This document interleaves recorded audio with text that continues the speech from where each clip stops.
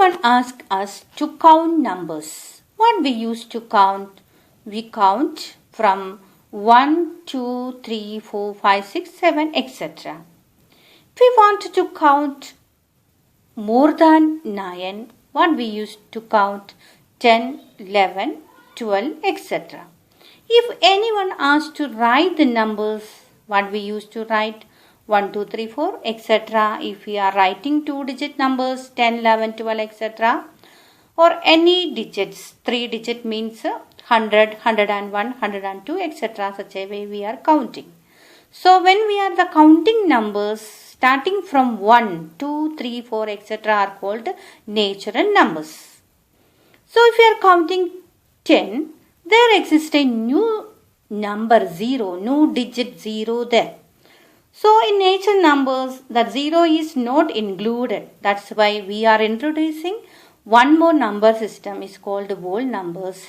So whole numbers are starting from 0, 0, 1, 2, 3, 4, etc. Then if you wanted to write any number, any digit, big numbers or small numbers, we are using these digits, means 0 to 9 to write any numbers.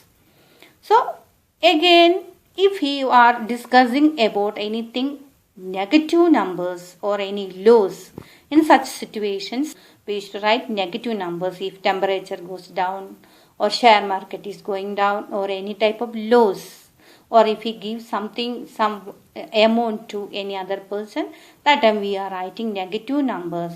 Such numbers are called integers. It means integers is starting from infinity, minus infinity to infinity.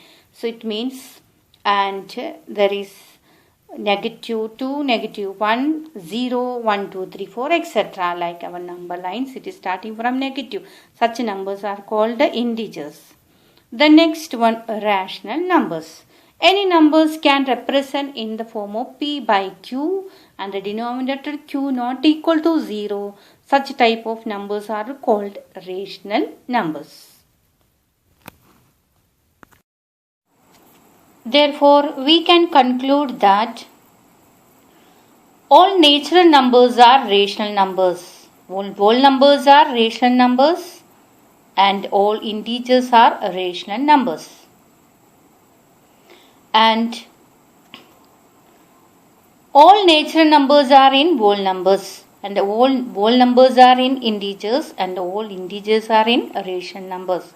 Therefore, the biggest group is rational number and the smallest group is natural numbers.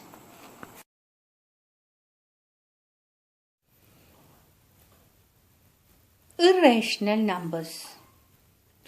What are irrational numbers? Numbers which cannot represent in the form of P by Q, where P and Q are integers and Q not equal to 0. Such type of numbers are called irrational numbers. Example, root 2, root 3, root 5, root 6, etc. That means when we are converting this root 2, root 3, etc. in decimal notation, it will not get end. It means we are getting a non-recurring and non-repeating decimal notation. Such type of numbers are called irrational numbers. And this rational number and irrational numbers together is called real numbers. That means all real numbers have a unique position or unique point on a number line. Means every real numbers can represent on a number line. That we already learned to represent 1, 2, 3, 4 or 1 by 2, 1 by 5 such numbers on a number line. So where will be the position of this root 2, root 3, root 5, etc. on a number line? Now we are going to discuss to represent these irrational numbers like root 2, root 3, root 5, etc. on a number line. Real numbers. The set of all rational and irrational numbers are called real numbers. We have discussed that every irrational number, for example, root 2, root 3, root 5, etc., has a unique point on a number line. So, how can we represent root 2 on a number line? How can we represent root 2 on a number line? So, we know this is a number line. We know that this is a number line and it is starting, here it is 0, the right hand side positive 1, 2, 3, etc. The left hand side negative 1, negative 2, negative 3, etc. So, where will be the position of root 2 lies on this number line? That we are going to study now, the representation of root 2 on a number line. To represent root 2 on a number line, we have to do the help of Pythagoras theorem. We know AOB is a right angle triangle and right angle at O. So side AO is 1 unit, side OB also 1 unit. So definitely by the help of Pythagoras theorem we will get AB is root 2 unit.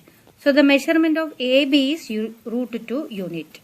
This concept we are going to apply on number line to represent root 2. The length of AB is root 2 unit. So we are going to find this place, where will be the place or this length lie on a number line. Okay. Drawn a number line. It is starting from O. And this is the point A. A is 1 unit. That is OA is 1 unit. So now we are taking here the side AB for a right angle triangle AB. AB also 1 unit, and this is, we are going to draw the hypotenuse AB. So this is 1 unit, this one also 1 unit, OA 1 unit. So A is the position of 1. Here 1. Now we are going to find the position of root 2 on this number line. We know this length is root 2 unit by the help of Pythagoras theorem. We have seen now OB is root 2. So to represent this one on the number line, it is very simple. Just take a compass and have to find the measure of OB. Just find the measure of OB. This is the length of OB. And just draw one arc on the number line by using a compass. Draw one arc. Now where the arc is touching on the number line, this is the position of the arc is touching on the number line at the position root 2. So this will be the position of root 2 on our number line. We can represent by the letter C. Now if we wanted to represent root 3 on number line, similarly we have to draw one more right angle triangle. Actually we have to take the measurement 90 degree. Now just I am drawing it. Okay. So again we are drawing 1 unit here, 1 unit. Now this is 1 unit and this will be the, now this is the position of root 2. Now the OC is root 2 unit. Root 2 unit. So this will be here OCD. Here OD will be root 3 unit because OC root 2 and CD 1 unit. Using Pythagoras theorem we will get OD root 3 unit. So what we did, to construct root 2 on number line, similarly we have to repeat it. How to take this measurement, how to use a measurement using a compass and draw the arc.